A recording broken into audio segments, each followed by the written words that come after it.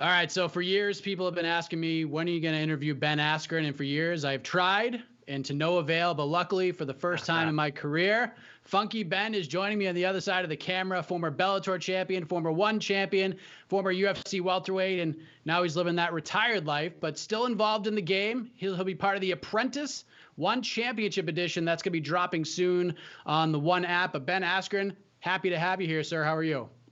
I'm doing pretty well. I was up early this morning. Obviously, I'm on the other side of the globe, getting some work done, doing some reading.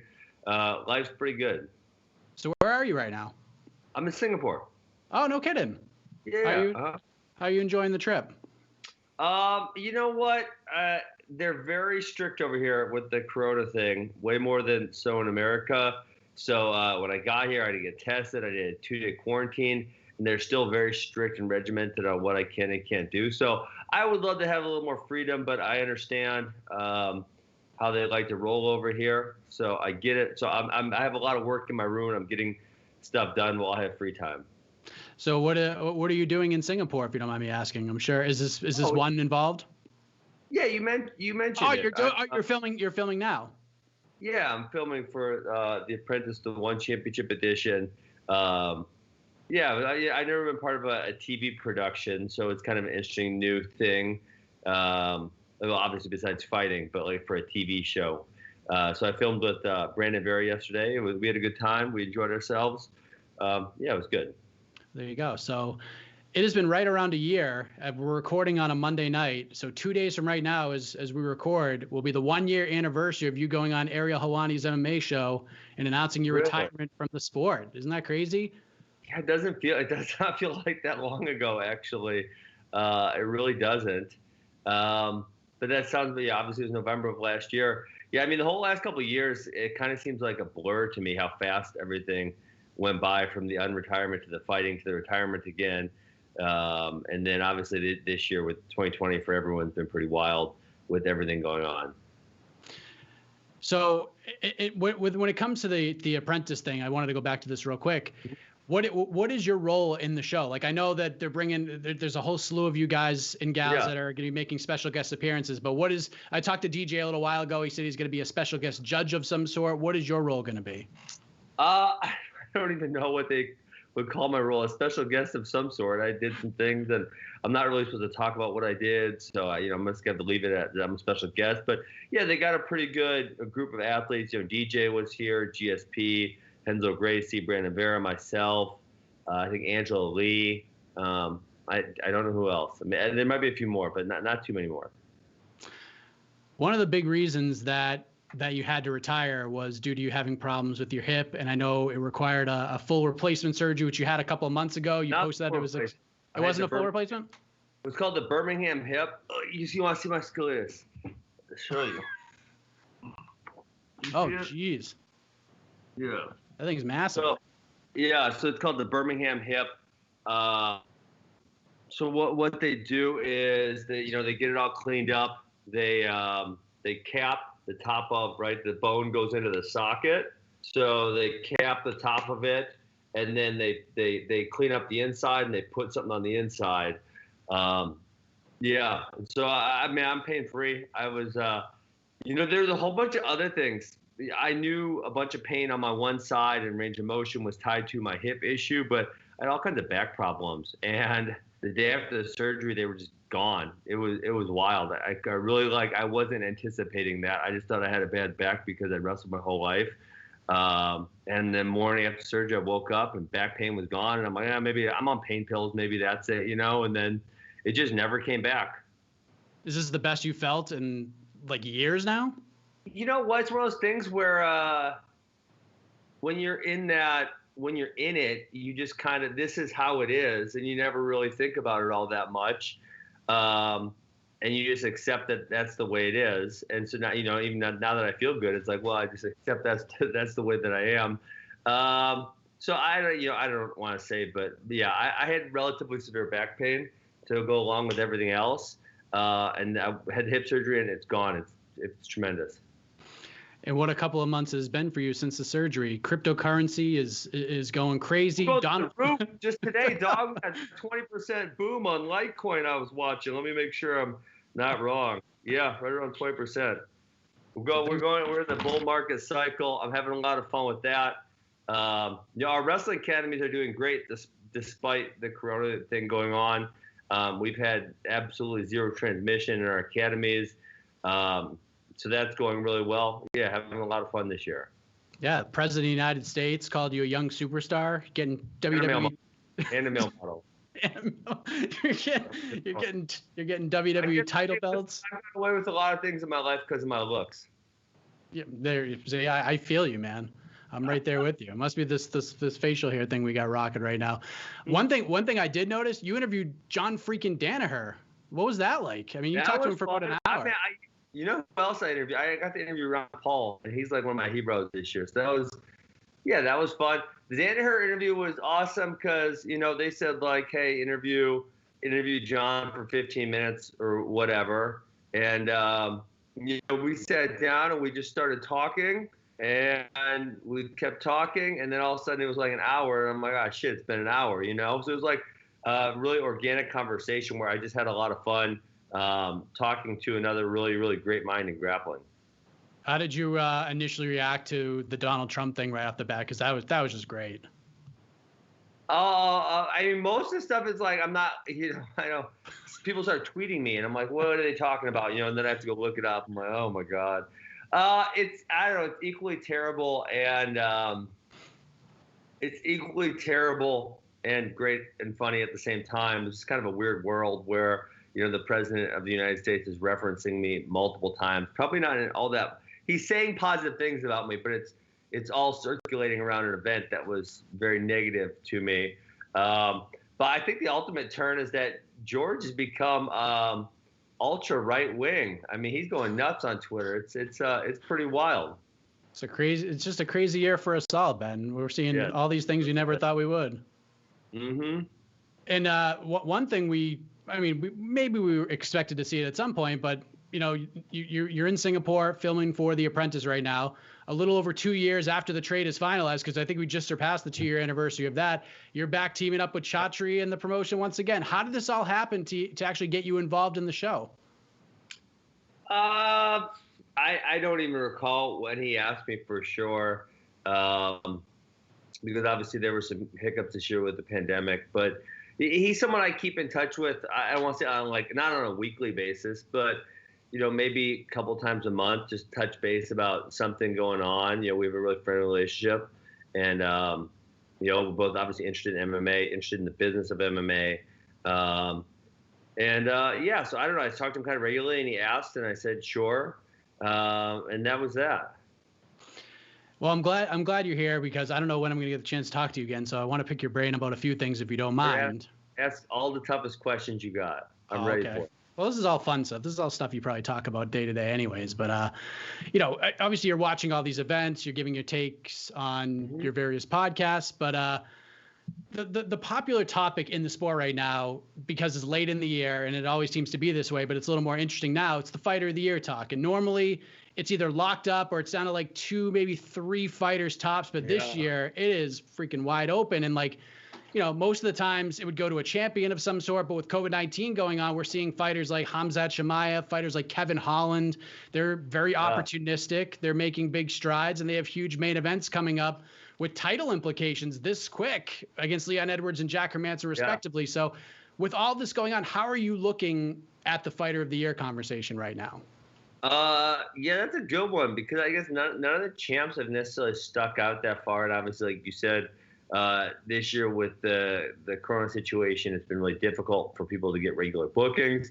And so it has been, a lot of people have been highly opportunistic, which is definitely the right move, right? It's like, if you're a fighter this year, especially if you're not like a main event fighter already, you need to get your ass in shape and just tell the UFC, like, listen, there's any quarantines, there's any positive tests, I'm fucking ready. Like, you know what? Fly me to Vegas. I'll stay in Vegas for 4 weeks. And if any show, opens up, I'm on it. I'll fly to Abu Dhabi. And if any fight opens up, I'm on it. Like, that's what the smart guys are doing right now. I mean, that's literally what Chimaev did that first round in Abu Dhabi, is he fought and he just stuck around. And I can't remember who fell out, but someone fell out and he hopped in 10 days later or something. So that's definitely the right move by those guys. Yeah, but you're right. No one really like sticks out that far and above anybody else. If Chimaev beats Leon Edwards, I think it's probably going to go to him. Of the champions, I don't think there's any of them who've even had. No one's going to have 3 fights, right? Of the major champions. Saturday, Deiveson Figueiredo is fighting Alex Perez. Both of their 3rd fights. If Figueiredo wins, he won the title, beat Joe B twice, he'll defend it. If Alex Perez wins, 2 finishes against top 10 guys, and then wins the title in a major upset, there's a possibility that the winner of that fight could be the front runner, at least for now, right? Definitely a possibility, but for whatever reason, that flyweight division isn't really generating too much attention, and if whether it's fair or not fair, that has a lot to do with who's going to win the fighter of the year, 100%. What have you made? I mean, Chimaev, like you said, very opportunistic, stayed on the island, got a fight 10 days later. But I mean, I could have, I mean, we've seen fighters do the same, but I have not seen in a long time, maybe like your impact in the UFC in that 1 year was just huge. Like you burst on the scene, made a massive impact. Chimaev is kind of like the 2020 version of that. You made each fight around it bigger, and that's kind of what he's doing right now. What have you made of like just his immediate surge? Like the level of opponents has not been tremendous, but if he goes out there and beats Leon Edwards, this is just outrageous, is it not? Well, I don't. You know what? He's one of those things, and I've said this multiple times. But the formula for what makes a star is fascinating to me because there is no formula. It doesn't. I mean, Chimaev doesn't really make a whole lot of sense. It's like he's like a little bit funny, but not that funny. He's won fights in a handful of different ways. It's like, why did he catch on so fast when there's other fighters in UFC who, if you listed a level of criteria that you would say for a superstar, they probably would fit the criteria much better than Chimaev would. And there's just something about the story where he fought at different weight classes. He turned around in 10 days. There's just something about that story that, for whatever reason, it has caught on like fire. And yes, if he beats Leon Edwards, especially if it's decisively, if he doesn't win decisively, it will take a little bit of steam off. But if he beats Leon Edwards decisively, he'll probably be a top 5 personality in UFC by the end of 2020. Just so crazy to see this rise. It's so unbelievable. It's just unbelievable to think about this year and this surge. One thing I'm sure you've touched on many times over the years. A few weeks ago, we saw Khabib Nurmagomedov submit Justin Gaethje, retains his title, subsequently retires, and then, as you've seen, like when someone like Khabib wins a fight, especially the way he did it, it spurs up the GOAT chatter. And I believe it was like in May when Conor made his list on Twitter, and then you revealed your list on Twitter, and you had GSP and Jones, DC, Silva, Khabib. I did. My list had the 7 possibilities. Right. I think it's just so hard to pick one because I think there's a lot of different people who have really, really, really good arguments for being the GOAT. And so, with Khabib, at 29-0, and they've all been relatively dominant. There haven't been really very many where you said, oh, shit, I don't know if he's going to win this one or going into the 5th round. And so given that fact, you'd think, okay, it's an obvious one. But then, when John Jones says, well, you've only defended your belt 4 times, or whatever it was. Well, John Jones has got a point there, right? He really does. But then we got to John Jones. He's failed like 3 drug tests now. That if someone wants to count that, it'd be like saying Lance Armstrong is the greatest biker of all time. Like, I'm sure there's some people who consider him that, but most people have just thrown him out of the discussion because of the extracurriculars that surround his career. And so when you're making that list, it's so subjective to what you think, what your personal opinion is on what matters. Yeah, I mean, I think the GOAT topic is fascinating to everyone because there's just not a clear cut, like, oh yeah, it's obvious. It's this guy, duh. Like, there's no way anyone can say that.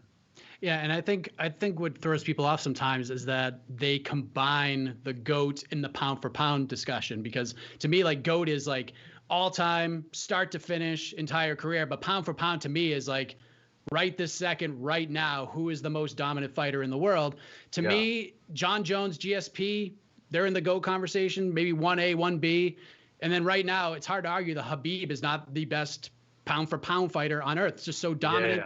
Jones has gone to decisions. Khabib's just running through people. Like, people just have a hard time separating the two. You know what I mean? Yeah. Well, and then that would go to, like, are we judging, we talk about GOAT, are we judging a peak or are we judging a longevity, right? Because, you know, John Jones has held that longevity for quite a while. He's been either the best in the world or questionably the best in the world with some asterisks because he's sitting out because of whatever reason he's sitting out for at the current time. Yeah, and so it's again where some people have that, I don't want to say it's confused, but there is this, you know, is it the peak or is it the longevity? And, you know, like with an Anderson Silva, if he would have retired on top, like before, say he retired before the Weidman fight where he lost, people would have legitimately considered him the GOAT and for very good reason. But, you know, so he was up here on this plateau and then he drops off at the end. And so a lot of people are then taking his name out of the discussion. But does that, you know, do those later fights, and this is honestly, I don't have a great answer for this, do those later fights really have that bad of an implication on what he did earlier? Or did what he did earlier, can that stand on its own as a body of work, and then you don't detract from his later work? Yeah, because I found that interesting that you put Anderson on your list, but you didn't put Fedor and BJ Penn on your list because they didn't retire early enough, but Anderson was there. Man, BJ is a tough argument, but Fedor is easier, I think, is that there's a legitimate argument to be made that the best heavyweights in the world weren't actually in Pride.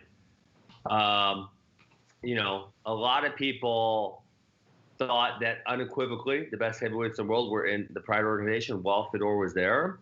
And, man, I think you could make an argument otherwise. At the time, no one was making the argument, but when we look back at it, the data, I think that's pretty unequivocal that there's a good argument to be made that the best heavyweights were not all there.